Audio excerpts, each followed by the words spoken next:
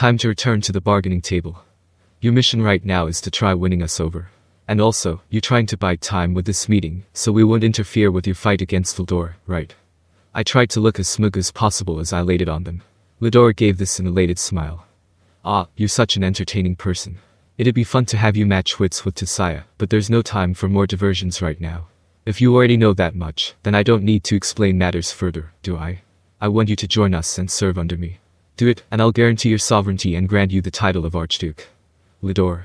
If you appoint a non-blood relative archduke, you know the nobles will wail over it. I live.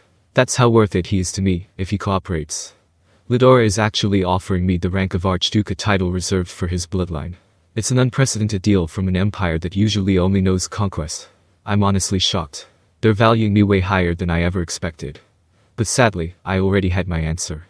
Well, I know that's an excellent offer you're giving me, but the answer is no. But here's a proposal for you.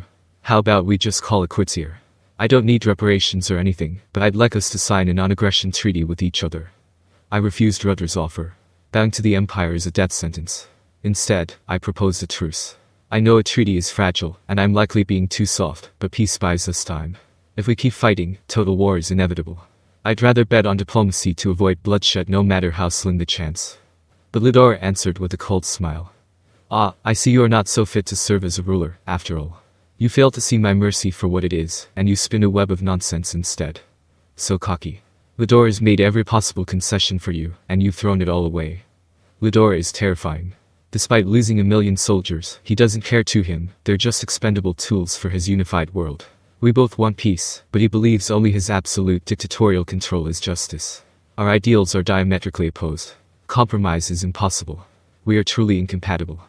Humans are creatures with free will, you know. There's no such thing as unchanging justice in this world. There are so many ways people can think about matters. And don't you think refusing to acknowledge this will only sow more seeds of conflict? How foolish of you. My way of thinking is supremely just. If you keep catering to the selfish whims of the idiotic masses, you know you'll never reach that ideal world of yours. But people make mistakes, don't they? That I cannot deny. I do listen to the voices of my most trusted advisors. But I can't listen to all the voices from the people below me. If I did that, we'd be in constant turmoil. He might be right about that, yeah. I feel like I'm gonna be losing the verbal argument soon, too. I hated to admit it, but Ludora had been pursuing his career as a ruler for far longer than I was. Well, I don't see the point in further argument. What we want is your loyalty to us. Demon Lord Rimuru, abandon your friendship with Guy and come to our side. Ludora is still pressuring me to join him, but I've stood my ground. Negotiations have failed, and war is inevitable. Velgrynd smiled coldly and projected a vision of the battlefield, and my blood ran cold. Testarossa, Ultima, and Carrera, my 3 strongest demonesses, had all been defeated by her alone. No way. I muttered to myself. In the video, I could see the 3 of them standing up again. They hadn't lost the will to fight yet, but they were struggling against an insurmountable difference in ability. They couldn't hold out much longer. That much was clear. Do you see how your faithful primals perform before me? I'd suggest you think carefully. Someone as smart as you should understand that I'm still going easy on them. Velgrynd is making her move, and it's a clear threat. Imperial airships are swarming the battlefield, and Gabal's forces are pinned down. With the demonesses surrounded and the enemy advancing, the situation has turned critical. Tyr. And footmen, too. Laplace's shout made me notice those masked annoyances fighting for the enemy as well. It was a chaotic scene, and it didn't look very good for my side. We had hit rock bottom. I could feel Benimer's concern for me. But I just couldn't give in. I know what you're trying to do. If you could rope me in, that'd be a much easier way to recruit Veldora, after all. He's a real free spirit, as you know, so no way he'd take orders from higher-ups like you. He tends to, mostly, listen to me these days, but still, he loses his temper a lot. Maybe he has trouble dealing with me or something. I dunno. Anyway, that's probably why Ludora wants me so bad. After some consideration, I decided to throw the invitation back in his face. Then I tried to find another way out, but I am not interested in negotiation. Give me a yes or a no. Now I was confronted with a choice. If I refuse, I'd be plunged into a battle I had little chance of winning. But if I accepted, it'd be throwing myself into a fight I didn't want. I'd be following the will of someone else instead of my own, and it could lead to all kinds of losses later. You know, you say that we can all unite into one and create a better world that way, but is it a world where everyone can be happy? What? Whether war and hunger are eradicated or not, if your free will's taken from you, then what's the point of living? What you're trying to do is take away the potential of all the world's people. Have you ever thought about that? Their potential. There's no need for that. Give people freedom, and it could lead them down the path to ruin. It's not what I want, and it's far from what Guy wants as well. So it's only natural that someone must manage them so they don't stray from the correct path, isn't it? I understand that to a certain extent. I won't deny it at all. But are you going to find happiness there? I suppose that, in the big picture, what I'm trying to do is essentially manage humanity. But I still think that, to some extent, you have to leave things to the will of the people. If you're too overprotective, you'll rob them of any opportunity to grow. People are stronger than we think, and I really don't feel we need to control them every step of the way. Happiness. What kind of naive nonsense is that? No matter how much sacrifice it takes, it must be made for the sake of everlasting peace. You don't need the permission of people who fail to understand even that. A little patience is necessary, after all, for the great joy coming for all of us. I could see his point, but I still couldn't agree with it. Ludora was trying to turn his eyes away from the individuals who make up a society. That just didn't seem right to me at all. Well, I can't abide by that. I feel like what you're aiming at will just create more misery for everyone, and I can't accept that. Then you are a fool not to take my hand. Fine with me. Look, what are you even sitting here being a king for? Is it because you want to act all fancy or have a bunch of toys to play with? What are you talking about? It's for the people, of course. Yeah, right. I like to think I became a demon lord for the sake of all my people, too, but I still want more people than that to have a happy life. There's gonna be sacrifices, of course, but I'm working myself hard to keep them to as few as possible.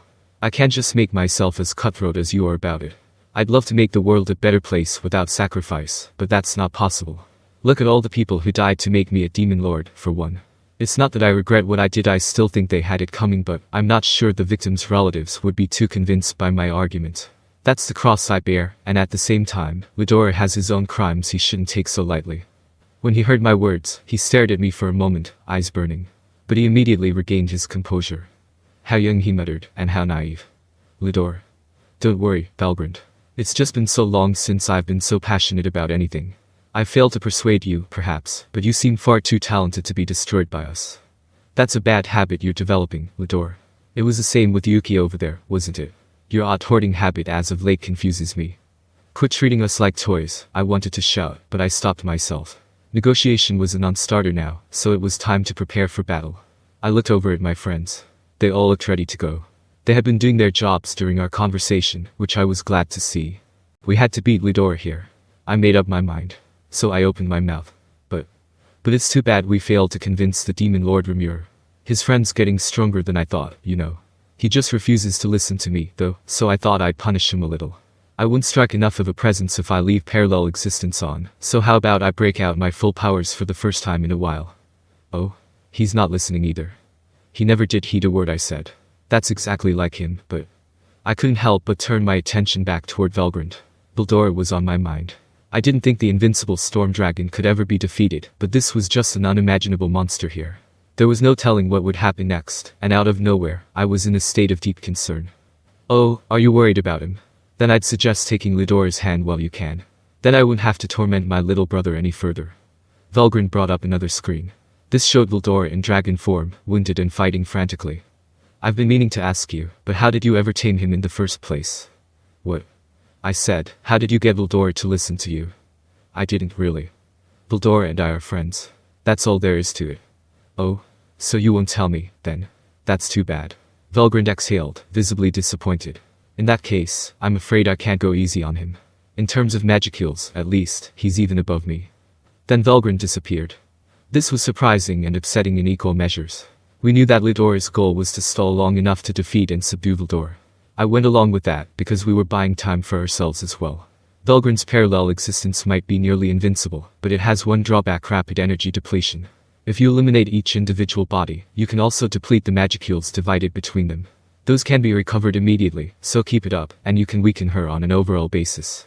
The fewer magicules divvied up, the less often she can use her most powerful moves. That was why I thought Veldora had an advantage. But looking at the screen, even one of Velgrynd's parallel existences was a bit too much for Veldora to fully defeat. In fact, I could tell through our soul corridor that Veldora was growing flustered.